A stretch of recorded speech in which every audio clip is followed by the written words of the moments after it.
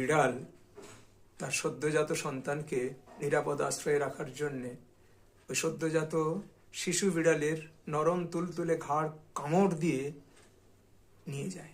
তাতে কিন্তু বাচ্চা এতটুকু কষ্ট পায় না, বরং তার আরাম হয়, সে নিরাপদ স্থান পায়।